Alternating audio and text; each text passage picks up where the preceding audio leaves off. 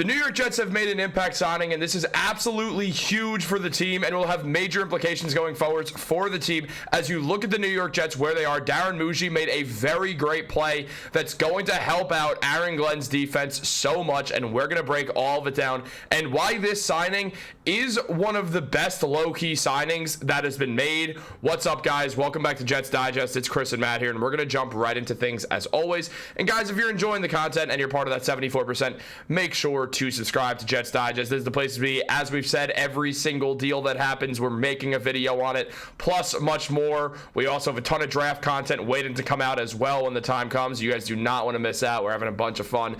But let's jump into the video. We do have a lot to discuss as the New York Jets made a very, very clutch signing, and we are going to get into that. But real quick, guys, I'm super excited to announce that we are kicking off a March Madness bracket for the channel. We've partnered with the Hot Takes app and other Digest channels for this event. It's completely free to sign up. Just download the Hot Takes app, click the March Madness banner at the top, and then under groups, select the Digest Media Pool. This is really exciting as there's over $25,000 in prizes to be won. And since there's a much smaller pool of people participating, there's a real chance in winning big compared to other bracket challenges out there. Check out the link down below or scan the QR code to download the app, and make sure to use the promo code DIGEST in all caps to get exclusive perks when signing in. Again, it's completely free to sign up, and if you have any trouble, feel free to email us at the email down below, and we look forward to seeing you in the March Madness pool. The Jets made an absolutely clutch signing, and taking a look into this, as Zach Rosenblatt revealed, the New York Jets are signing Chiefs defensive tackle Derrick Nnadi per his agency Sports Trust. He's 28 years old, turning 29 in May. He's 6'1", 317 pounds. Is mostly a backup for Kansas City last year, playing 20% of the snaps, but historically played around 40%. Did have a few seasons where the Chiefs won Super Bowls, and he was a starting defensive tackle next to one of the best in the business in Chris Jones. Now he joins, going next to Quinnen Williams, and there's a high likelihood that Nnadi's going to get some starting minutes, or just not starting minutes per se, but a lot of snaps, probably a much higher snap count than 20% what he was getting with the Chiefs. Very interesting move. Definitely a help for Aaron Glenn's defense. Matt, I like this move. How do you feel? So this is another move of Aaron Glenn and Darren Mougey, taking another rotational defensive lineman for the team. I think this guy's going to be better than the other guys, although if you look at his PFF grades, it's a little bit scary. He posted a 35.8 grade last season, which was 206 of 219 qualifying interior defensive linemen. That's really, really scary. And it continues a trend of his grades just getting worse and worse after he hit the league as a third-round pick in 2018. He put up some good grades in his first 3 seasons, but hasn't been above 52 since 2020. So PFF isn't very high on him, but I do think this is a reclamation project that Jets fans can be excited about. The Chiefs were excited when they drafted this guy out of Florida State in the 3rd round, and they even traded up to go out and acquire him, and he played good football for them for a couple of years. Like you said, he won a couple Super Bowls with the team. So that's something that he brings to the Jets that Quinnen Williams doesn't have. Yes, Quinnen Williams is our defensive line team captain, but he doesn't have playoff experience. And the only way to get that is either go there, which we haven't done, or bring in guys who have been there and who have done it at the highest level. This is someone who maybe he wasn't a huge part of why the Kansas City Chiefs won, but he saw the way that the other guys handled themselves. You just said he played right next to the Kansas City Chiefs first-team All-Pro defensive lineman in Chris Jones. He watched how Chris Jones handled himself. He watched how the team was coached, how the defensive coordinator talked to his players, and he can now bring that, just a little bit of that culture to the New York Jets, a winning culture. This is a guy I would expect to, one, compete for rotational minutes as an interior defensive tackle, but I expect him to win. Oh, you got me saying minutes now. I got him. I think he's going to earn those snaps, and he's going to be better than the other 2 defensive linemen that we've signed recently. The guy, Jay Falele was his name, from Cincinnati. He's going to get minutes. Our guy right here is going to get more minutes over him and more minutes over Cowart from the Bears because he's a better player. But he has to be able to get back to where he used to be. Of course, a little bit of a concerning trend as he's gotten worse. There's no way to sugarcoat it.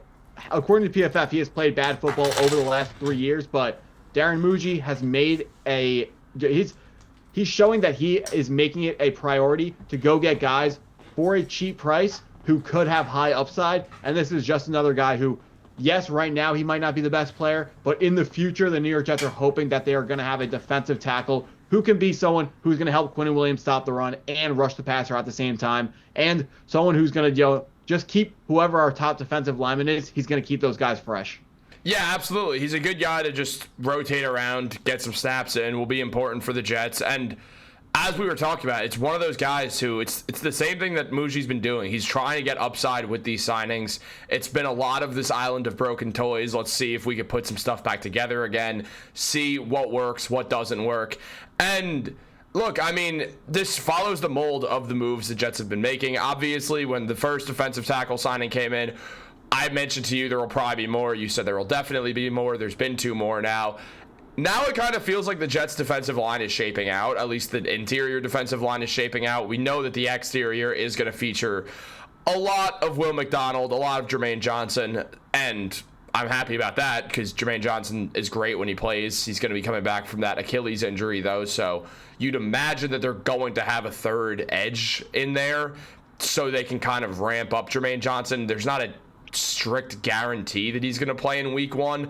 It wouldn't be surprising because it would be around a year, and an Achilles injury usually takes somewhere around 10 months.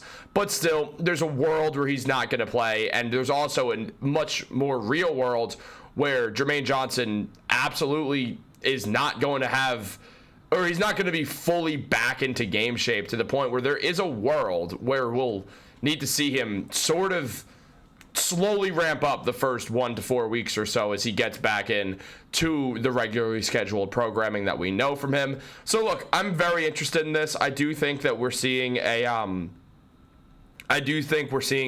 a good job that the Jets have done with helping this defensive line, something that desperately needed attention. So it's a good job done by Darren Mougey. I do want to see an edge rusher now, though. That's my hope for the next pickup for the Jets personally. So those edge rushers, very expensive out of free agency, but the draft might be where the New York Jets want to look for a pass rusher next because they're going to be a lot cheaper. This is an extremely deep class if you're looking for interior and exterior defensive linemen. The New York Jets, without a doubt, will be taking a look at who they can acquire in the draft. Like you said, it would be unfair to expect Jermaine Johnson to come back fully healthy week 1 after missing almost an entire year of football. He was a player who had high athleticism, which is why we traded up in the first round to go draft him in the first place. But when you get a really bad lower body injury like that, the athleticism is going to take longer to come back because he can't be out running, he can't be out cutting hard until he's fully healed because, you can't do that stuff too early or you run the risk of re-injuring yourself. Especially on turf.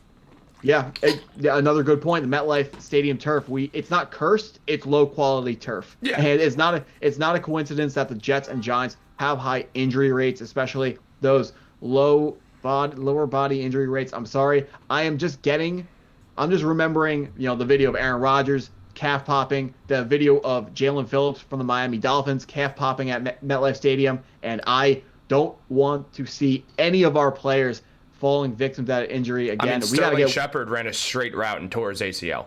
Dude, Woody Johnson has to fix that turf. That is not okay, dude. I don't understand how it's so much cheaper than grass. Like, just put grass in.